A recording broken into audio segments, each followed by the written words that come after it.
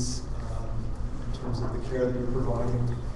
Our health center has ramped up. I think we started 3 or 4 years ago with about 5 people. Now we're up to about 15 or 20, working just on diabetes.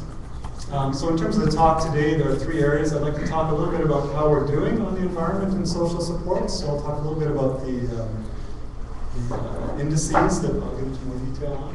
The second piece, I want to talk a little bit about what we build and how it affects our health. Again, this is a fairly broad topic, but I'll touch on a few of the main pieces there. In particular, looking at industry and pollution, and secondly, sprawl and car dependence. And it's the second bullet that I'll focus a little bit more on. And the third piece, how can we move towards some action steps to better support health so that our built environment supports health. And just to keep us on track, I've got these 3 tabs at the top so we kind of know where we are on the top. So the first part, in terms of indicators, I just wanted to talk a little bit. I mean, you're all from the health sector, but maybe not everybody. So I thought I'd just do a quick recap on, in terms of where we put our health resources. We think we should have a strong fence at the top of the cliff, or state-of-the-art ambulances and paramedics waiting at the bottom. And this is a slide. So you guys get this, right? This is a slide that I borrowed from Carolyn Bennett, who's an MP in Toronto. And I thought it was interesting because this is how she would describe this idea of health promotion to people who may not be, immersed in this world. And it's a fairly simple example, but I think it's effective. And then we move into this, complicated stuff about determinants of health, which I think most of you are familiar with. So the ones in blue are the ones that I'm going to focus on today. There's a whole list of determinants there: social support networks, social environment, and physical environment. And it's interesting that the Canadian Index of Wellbeing, how many people are familiar with this tool? So maybe half? Okay. So it's a companion to the GDP, the gross domestic product. How do we measure how we're doing as a society? Our economy is typically the measuring stick that's used. This is meant to be a companion tool to say, hey, there's other ways of measuring how we're doing. And in the index, you'll see categories that include environment, leisure, and culture. And there they are. So there's 8 categories, and I'm going to concentrate on 2 of them. So how do you think we're doing on the environment? Do you think, in terms of all those indicators, if we had to rank them, some we're doing really well on, some we're not doing so well on, where do you think environment would fit? Just a show of hands. Is it somewhere near the top, like we're doing really well? Somewhere in the middle, or does it rank near the bottom? Just show of hands, near the top, we're doing really well on the environment? Interesting. Okay. And then somewhere in the middle, and then we're right down near the bottom. Okay, so most people are middle, bottom. How about leisure and culture? Where are we in terms of leisure time, time spent on volunteer activities, that kind of thing? Are we near the top? Show of hands. Doing really well on that front. Somewhere in the middle, and somewhere near the bottom, like things are going downhill. Okay, again, so middle and bottom. And so here they are, and this is the change over time, I think since the last Canadian Index of Wellbeing. And leisure and culture has declined 7.8% on the index, and environment has gone down 10.8%. So if you're interested in how they're coming up with these measures, I'd encourage you to check out the Canadian Index of Wellbeing and get the details. I'll go into detail a little bit more on the environment and leisure and culture. And here they are. So you can see if I can get this thing to work. Oh, that won't work for you guys. So the line on the bottom, over time, environment has gone down. So we're not doing so well on that front. And the second one is leisure and culture. And in terms of leisure and culture, how is that broken down? You can see some of the factors there. Social and leisure activities. The ones I've circled, I think, are most relevant to the built environment. And I'll tell you why in a minute. Volunteering for cultural and recreation organizations, and physical activity. So this has a little bit to do with spare time, how much spare time we have, what's available to us, what kind of opportunities. And as I said, we're not doing so well on that. I'm going to talk a little bit about health and the environment first. So the environment, again, with the index of well-being, these are some of the trends that they've identified. So the first three, air quality is costly to health, so that's poor air quality, especially in traffic-congested cities. We have reports to show that here in Toronto, and I think Hamilton, Halton, they're also doing work on this front. We have rising greenhouse gas emissions, which I think we're all pretty aware of. Canadians consume high per capita levels of hydrocarbons. So we use up a lot of fuel in our daily activities as compared to other countries. And there's a number of other concerns that have to do with waste levels rising, maybe less related to the topics that I'm going to talk about this morning. But just so you know, we're not doing so well on monitoring the environment, forest depletion, species like this, that kind of thing. I don't think any of this is news to you, but it's helpful sometimes to see it in an index and to know that it's being measured. Living near industrial pollution. Pollution is a determinant of health, so this is not within the index report, but these are just some general points about pollution and health. 25% of Canada's reported air pollution is released in the Great Lakes Basin. It's Canada-wide. So those of you who are in and around the Great Lakes are interested in this. Industrial pollution is often in poor areas, so there's a connection between activism and environmental justice, and that typically comes from the health factor. People are suffering in some way from exposure to different pollutants. And you'll see that in areas in South Riverdale. We had a problem with a lead smelter, so children were showing up with high levels of lead in their blood, and that obviously affects their health. Other communities listed there, the Junction Triangle in Toronto has had similar issues. Walpole Island, areas in and around Sarnia, where there's a lot of waste treatment, a lot of chemical manufacturing. Hamilton, obviously, with the steel plants, and Sudbury as well with smelting. So you may have some of these issues in your community. You may come from some of these areas and are familiar with them. So you have a double challenge that you've often got people who are living in poverty next to pollution that's exposing them to additional risks. And the implications for poverty, this has implications for poverty reduction work. So in terms of where we site our industrial facilities, where we site affordable housing, do people know about it? I think it was Kathy from Toronto Environmental Alliance that mentioned earlier. They're working on this right to know policy, so helping people understand what is in their community. So this is an interesting report. If you're interested in it, I'll show you some maps as well. The title is underlined there, An Examination of Pollution and Poverty in the Great Lakes Basin. That's put out by Pollution Watch and Canadian Environmental Law Association and Environmental Defense.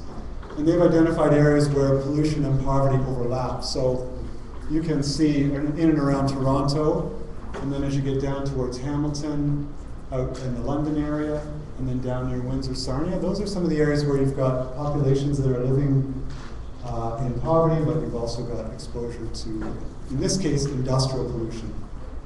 And the data they're using from this is from it's called the National Pollutant Release Inventory. So industry is required to report what they're releasing into the environment, and then it gets mapped. And this is the city of Toronto, and the little green dot is where the South Riverdale Community Health Centre is, and the box of orange is more or less our catchment area.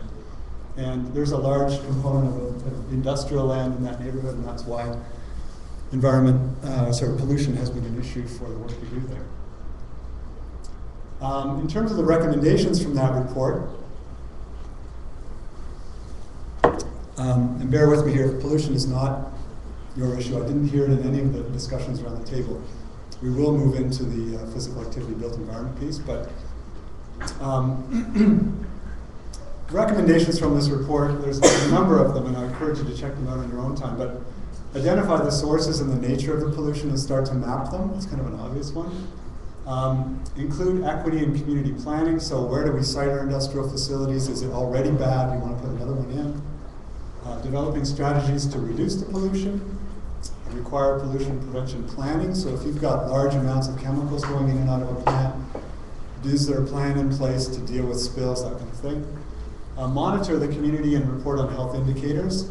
So this has to do with monitoring the air quality, monitoring water quality. and providing increased support for anti-poverty measures, such as school food programs, literacy support, etc. The South Riverdale Community Health Center, as I mentioned, is working on some of these pollution issues. Primarily, it's been outdoor air pollution, so not so much water pollution or soil pollution. But we also do work on indoor air and exposure to toxins in the home. This has to do with everyday cleaning products, personal care products, that kind of thing. So if you're interested in that piece, in our indoor environment, Karen Thompson has become the expert in our health center on that topic. And I mentioned earlier mapping. So we put together a little map of the South Riverdale Community Health Center area and talked about what are some of the factors over time. There's a river here, the Don River. Some people are probably familiar with the Don Valley Parkway. I forget there's a river there too. So the river was filled in. It was filled in with garbage and junk and dump. So we've got soil contamination issues from the rivers. It's in an area called South Riverdale, so there's a lot of rivers. Those two were filled in with a lot of garbage and junk and toxic stuff. The area, the big black line along the bottom, that was the old lake edge, so Lakeshore Boulevard. Anything south of there was filled in again, so we've got more garbage and junk and mysterious things. And then it was industrialized, so we've got large storage tanks for gas, that kind of thing. The rail line went in, that other dark line, and that, of course, allows industry to set up along the rail line. You may have similar conditions in your community, but this sort of starts to map out the factors that have affected the environment over time. The red dot in the bottom, that's where Canada Metal Smelting Company was. The factory's still there, it's just changed use. And the yellow is the area of contaminated soil. So there were about 1,000 houses there that had their soil replaced. They dug it out in the 80s, about a foot of soil in each house. And we still have a number of what we call point source polluters. So these are industrial operations that put out different types of emissions. Some of them are run by the City of Toronto, and some of them have been either closed or improved over time. But it just kind of gives people an idea of what is in the community and what potential exposures might be, which starts to build an understanding, and then you can look at strategies. So some of the strategies, again, learning and sharing together. So pulling people together to help them understand what the exposure levels are and what can be done about them. Sometimes we'll go on tours of facilities. And in terms of how did it happen, how did we do this stuff, we don't meet so much anymore, but we had an environmental liaison committee which met monthly, then quarterly, and we bring together regulators, government, people from the Ministry of Environment, with industry, with community to have, it was an information exchange. So we weren't doing advocacy so much at that committee, it was more just to exchange information. We also had another similar body going called the Portland's Action Committee. Some of the small things that came out of it, in the red print I call it crowdsourcing, but basically the Ministry of Environment was saying, there's nothing we can do about this stuff unless people complain or let us know that there's a problem. So we just created a fridge magnet and tried to distribute it as best we could to let people know who to call and why they need to call. Since that time, there have been more. We had a large gas plant built in the same neighborhood, and people were already tuned into the air quality issue. So why are you putting another point source polluter in it? Well, it meets all the current regulations, and it's not going to go beyond what's allowed. And the concern was, well, what's already in the air, and how do we figure out the cumulative impact of all these sources?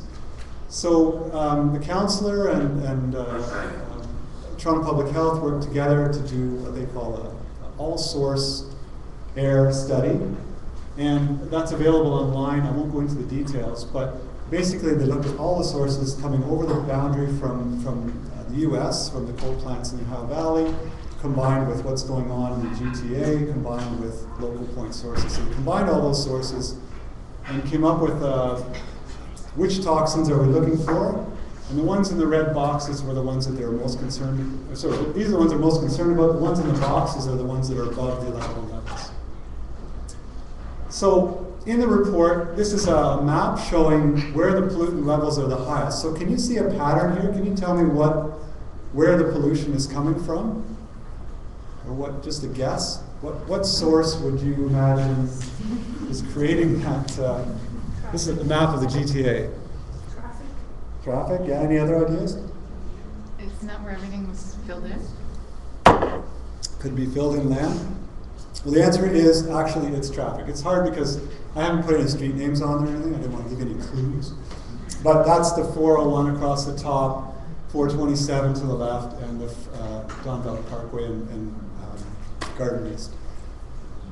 So we know that this is the big concern now. So, historically industry, and it still is a concern, but more and more traffic is becoming the big culprit. And there are a number of health impacts from nitrogen oxides on the top left, and particulate matter, fine particulate matter, soot, smoke. And the health impacts of these are detailed, so I won't go into that. It's well documented. But it affects children, the elderly, and those with heart and respiratory diseases most acutely. And there's the chart showing the sources, so you can see across the top where are the pollutants coming from. Some are coming from the US, some are coming from southern Ontario, some are coming from industry. And if you look at the percentages, on-road vehicles are quite high. So I think that's becoming more and more of a target for people in the GTA at any rate. And Toronto Public Health did a study showing that for every 440 deaths, you've got 200,000 activity-restricted days. So these are days when if a child has asthma, they shouldn't be out playing soccer. And a subsequent study, this was done in 2004, a subsequent study, but TPH was done, and it said that if you reduce cars by 30%, you could eliminate 200 deaths. And that's at the top of the pyramid, right? So you'd be looking at 100,000 fewer restricted activity days. So it really speaks to this idea of reducing cars by 30% can have all these great health benefits. What do we need to do to reduce cars by 30%? And so then we're into this discussion about built environment. Oops, going backwards here.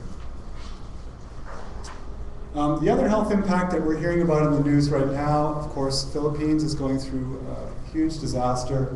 And I think we're experiencing more and more of these extreme weather events. The image on these images are a little more local. That's the Don Valley Parkway on the bottom left. And on the top right, that's up in Minden. So they both experienced significant flooding this year. And if you were part of that, you would know that there are health impacts coming from that. And transportation causes a third of all our greenhouse gas emissions. And sprawl is one of those decisions, built environment conditions that creates a lot of greenhouse gas emissions. So the other project that we worked on at the health center is looking at, it started actually as a local air issue. So here we are in South Riverdale. What can we do as a local community to improve the air? And the focus had been on industry. Someone suggested, well, if it's traffic is an issue as well, why don't we look at ways to make it easier to leave the car at home? And in this case, this is Dundas Street East. Picture what it used to look like in the 1920s. In the 50s, it was widened up so people lost their front yards, you can see, in order to move regional traffic in and out. So this became an arterial road. And the group worked for about 5 years to push the city to incorporate a bike lane. So this is what it looks like now. Before 4 lanes, still 4 lanes, but 2 of them are bike lanes. So we can move traffic in and out more safely on the bicycle. This is sort of a long-term Photoshop vision with trees. The images on the top, that was the group back in mid-90s. And then on the bottom, we do an annual ride. That's how the group has grown over time. And so this process started out with some local community planning. We did rides to raise awareness. Someone took pictures of the bike lanes being painted, and then that's the bike lane on the far right installed. And someone made a nice banner saying, "Thanks for sharing the road." And now I think Share the Road has become a fairly major province-wide initiative. But in 2003, when we first measured, we had about 30 cyclists per hour. And just this, we were celebrating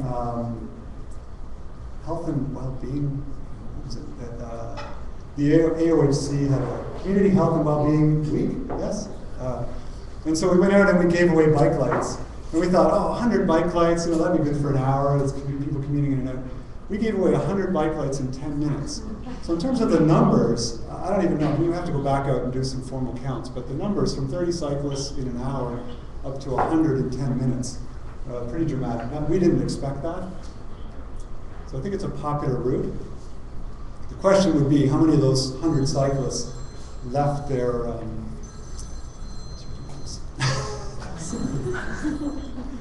please turn yourself on. So what's happened? So 100 years ago we built communities like this. This is Queen West in Toronto. And now we build communities more like the one on the right. So what happened? I think in the turn of the century, this is what the cities looked like, full of smog and pollution and coal, burning smoke. We left the city because we wanted to be healthier, right? I think people thought, let's get out of the city, this is crazy, why do we? And move to the suburbs where you've got a little more space, but the jobs are still back in the city, and so we built the highways to connect them. And so the communities that you see now are often very low density. The uses are separated, so we've got, you see that big blob in the middle of the photo, that's probably a shopping mall or a school. And the distances got really large, so we no longer have this mix of uses, and we'll talk about that in a little more detail. But it turns out that we left the city to go to the burbs, and now people are still searching. Where would you like to live? What are some of the factors that influence your choice on where to live? And the City of Toronto just did a neighborhood preference survey, and they're finding that most people feel like there isn't enough choice in terms of where we live. So the affordability, where can my parents move to once they no longer need the huge house, and transportation options. There aren't enough options there either. And the public demand for walkable features in the neighborhood is not being met. So this is information that developers might be interested in, but it's also for policy people who are trying to shape neighborhoods. And I recall 5 years ago that Canadian Mortgage and Housing Company found similar, they did some research on what types of things people like to see in their houses.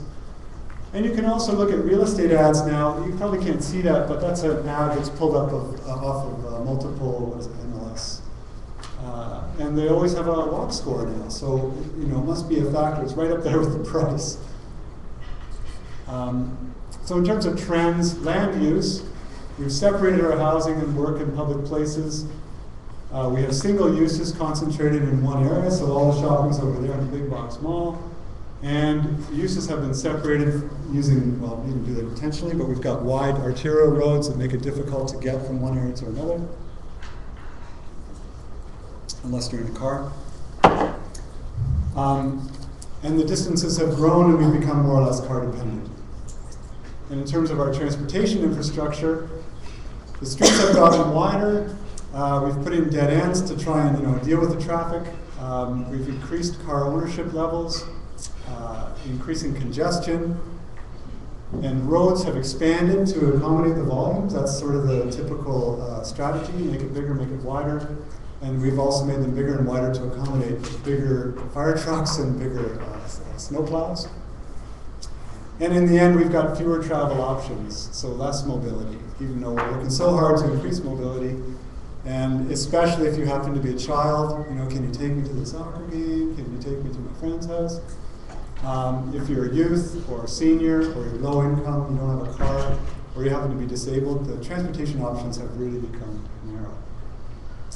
In terms of physical activity, what has this done? Is auto dependency connected to physical activity levels? This is some work that John Tucker did in the US quite a while ago, but it lists the cities along the bottom and which ones have higher percentages of people walking, taking public transit or biking. So you can see on the left, the US is very low. Sorry, this is percentage of obesity. Percentage of obesity is the scale on the right, or on the left.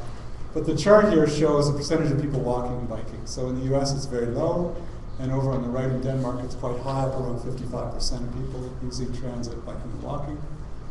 And then obesity rates it's the direct opposite. So I think the point that he's making here is there may be a correlation between the percentage of people biking and walking and the levels of physical activity and obesity.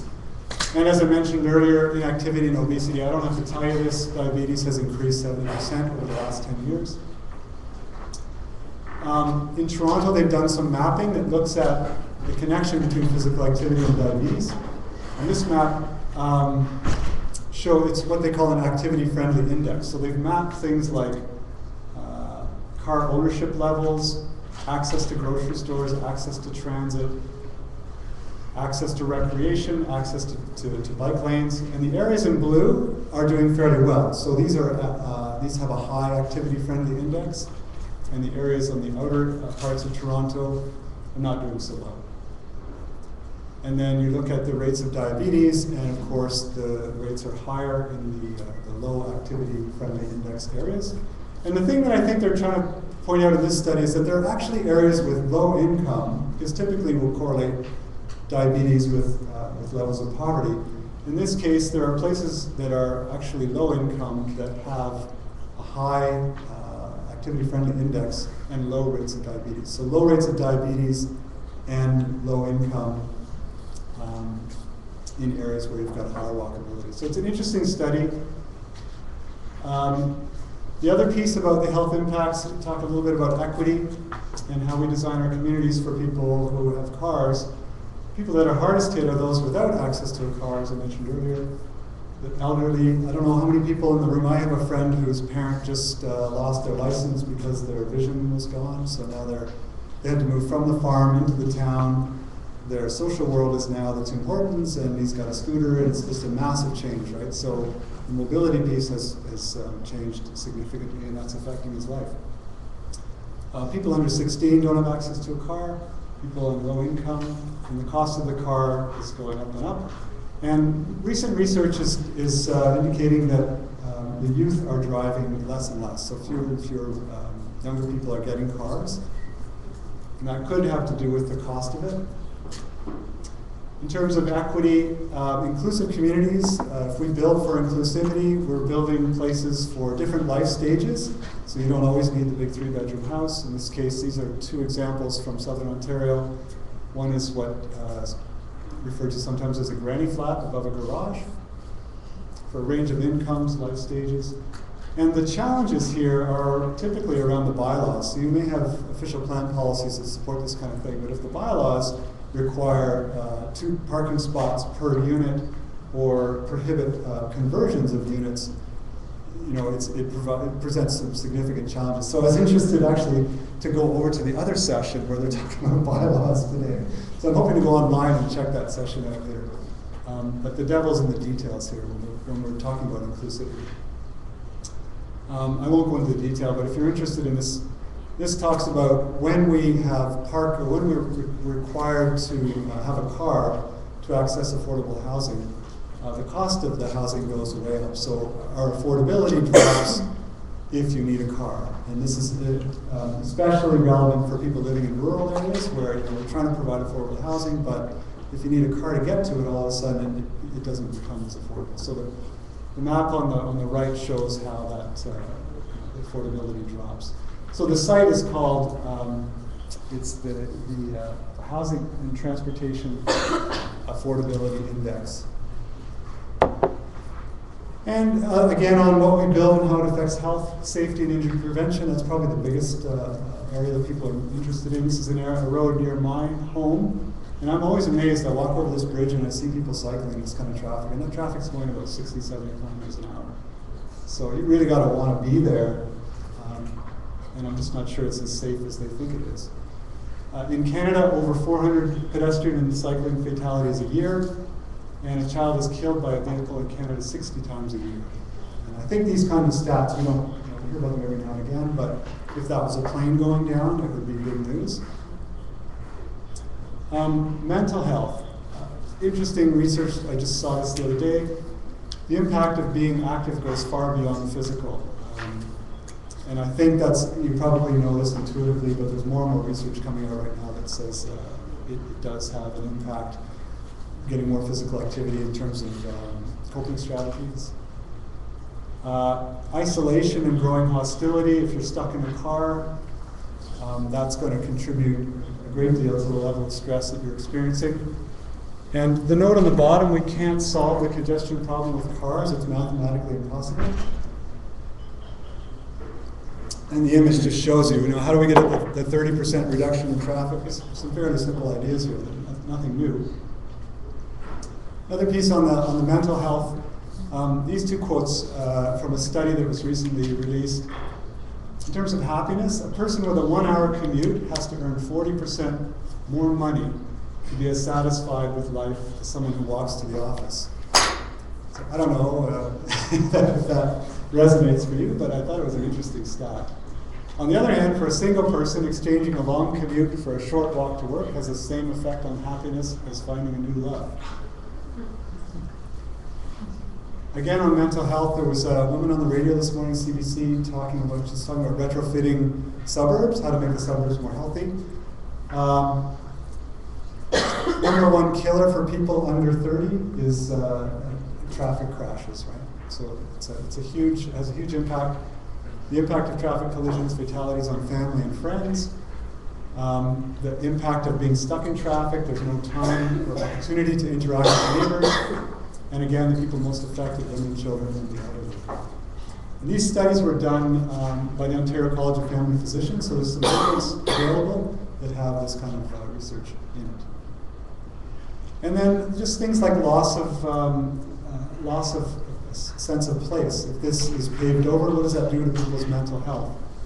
Loss of natural heritage and farmland, being stuck in bedroom communities. This is all related to the impact of sprawl. Thanks, Jim. Food security, becoming more and more a topic with public health units. So how do we provide, on the bottom left is kind of a nostalgic image of the old fruit stand. Those are quickly being replaced by large-scale supermarkets, which again are concentrated off on one side of town. So how do you make it easier for people to get to that fresh produce? One way is encouraging community gardens, which I hear more and more about. As a landscape architect, I think it's great. People getting into the parks and redesigning them to produce food. And then the image on the top, of course, loss of farmland. So this is more of a food security issue for Ontario and arguably the world. If we lose that farmland under a parking lot, it's pretty difficult to get that back.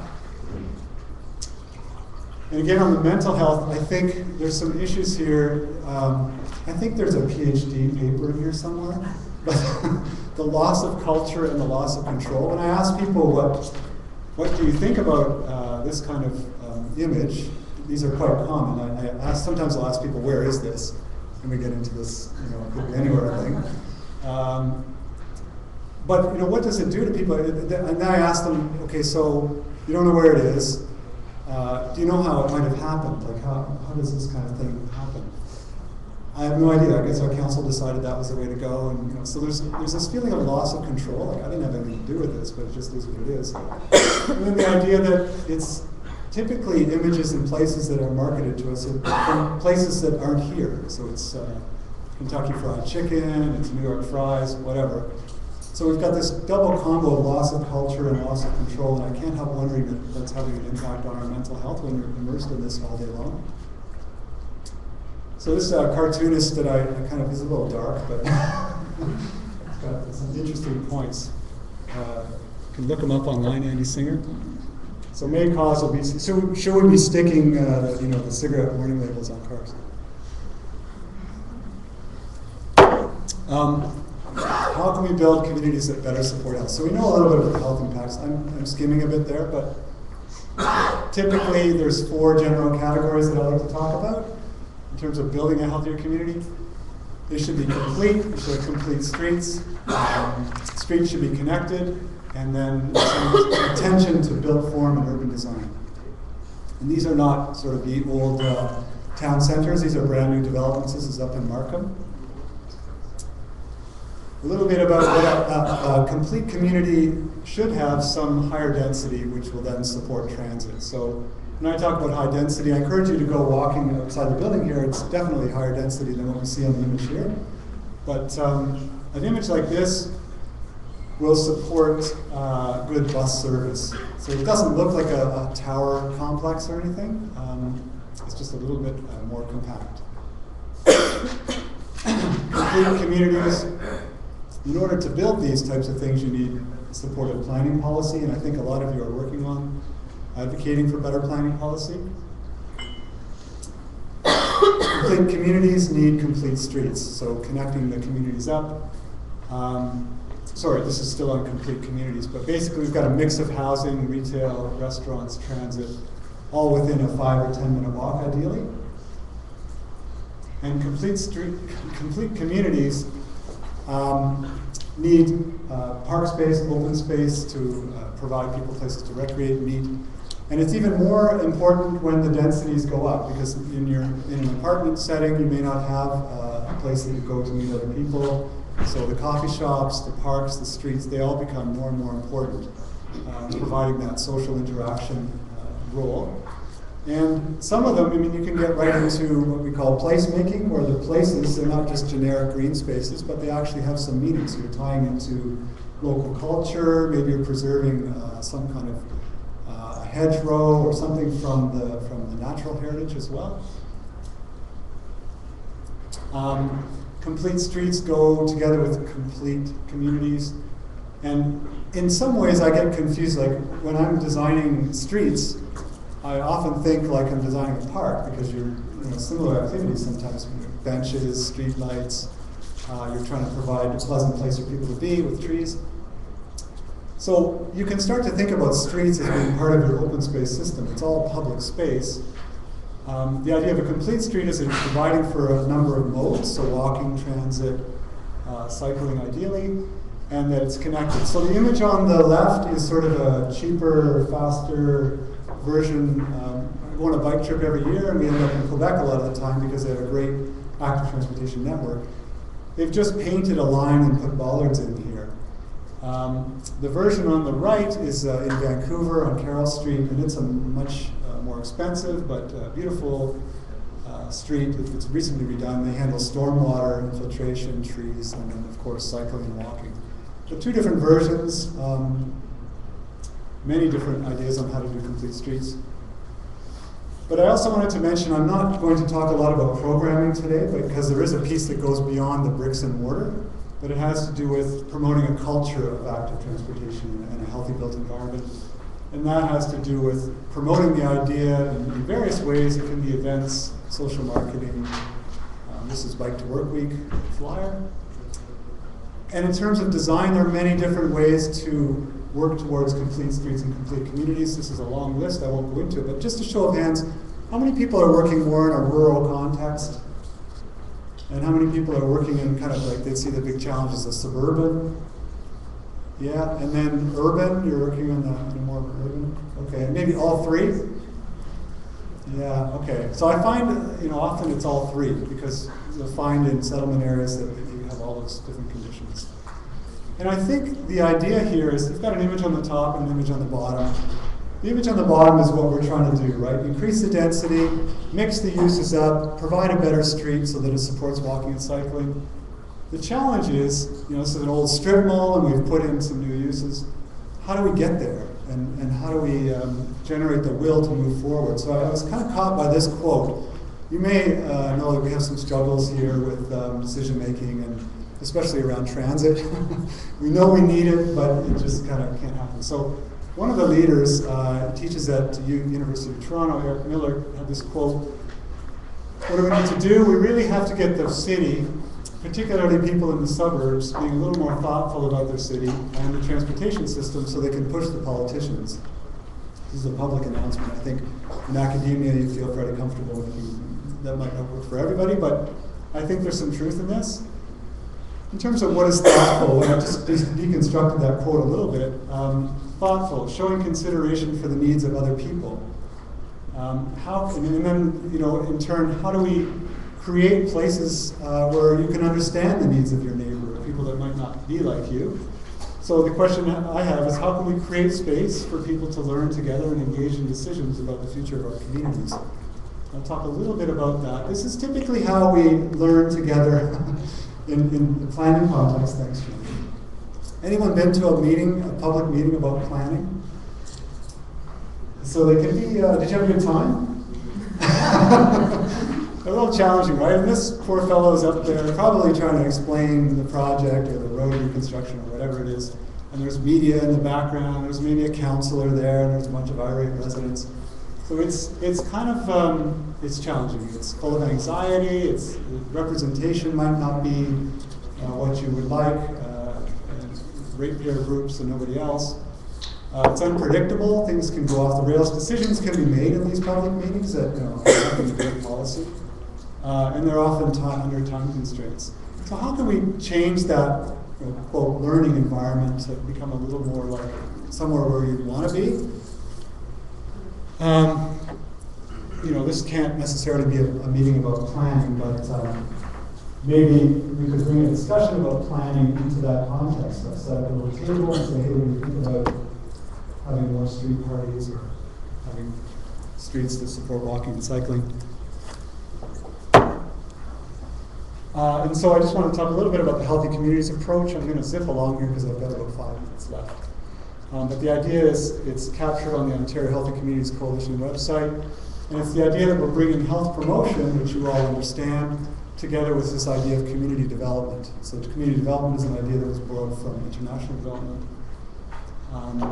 And it has these 5 characteristics. So citizen engagement, multi-sectoral collaboration, political commitment. It's important to have that. It's the same in the process. And we're working towards healthy public policy, which I think most of you are doing. And we're looking at assets. So let's build on what we have.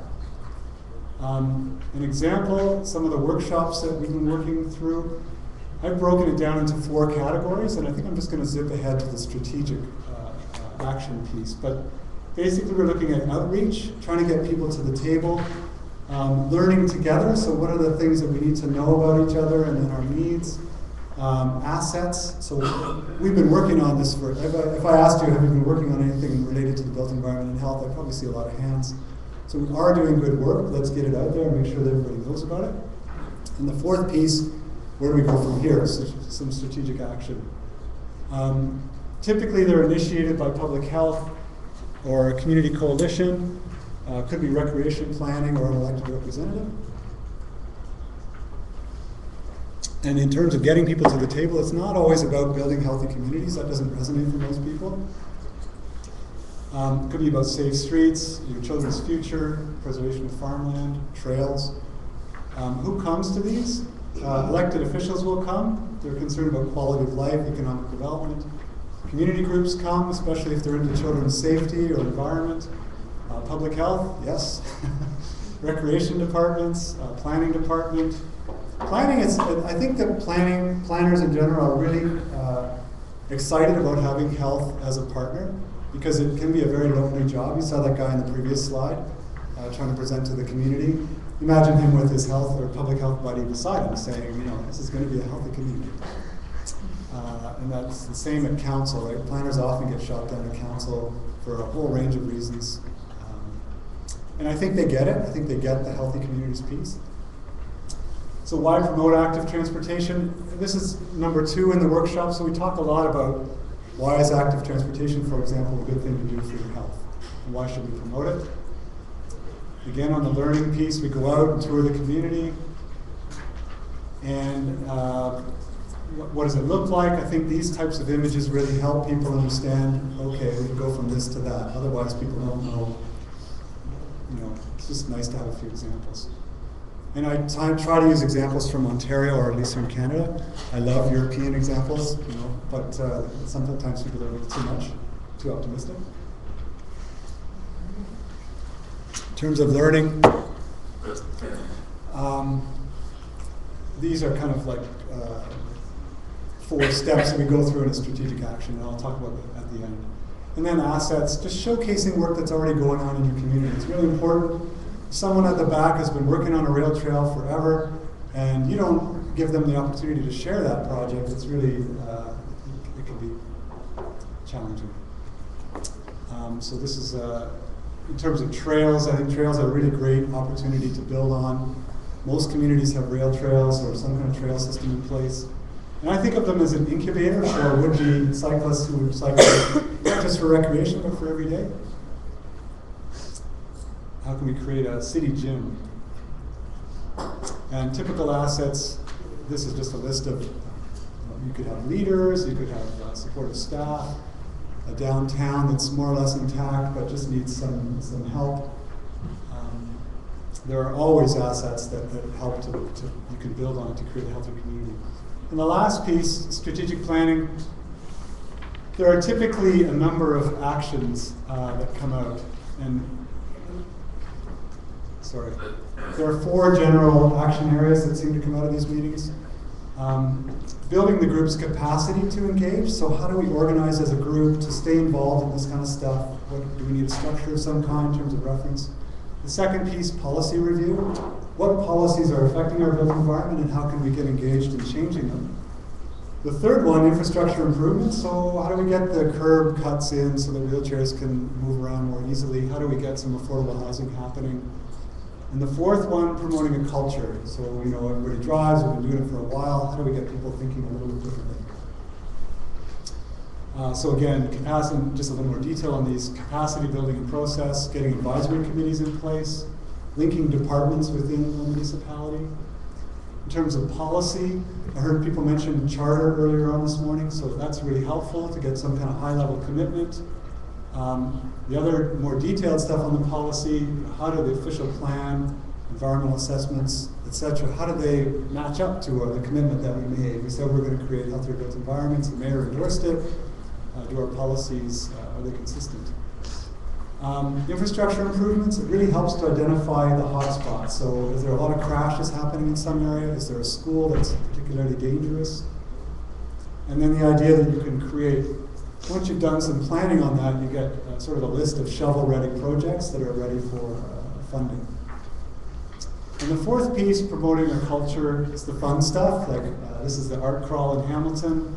And this is in my neighborhood, just having a crossing guard, trying to make it easier for people to walk to school. And there's an unlimited number of things there.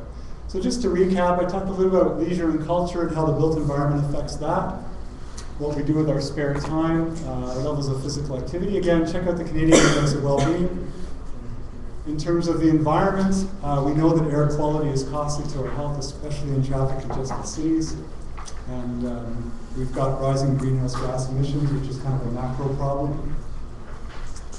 I talked a little bit about the healthy community approach. Again, have a look at OHCC website for more detail on that. And finally, I thought maybe we could have a little conversation. You want to stand up for a second and just stretch, because I feel like I do these marathons.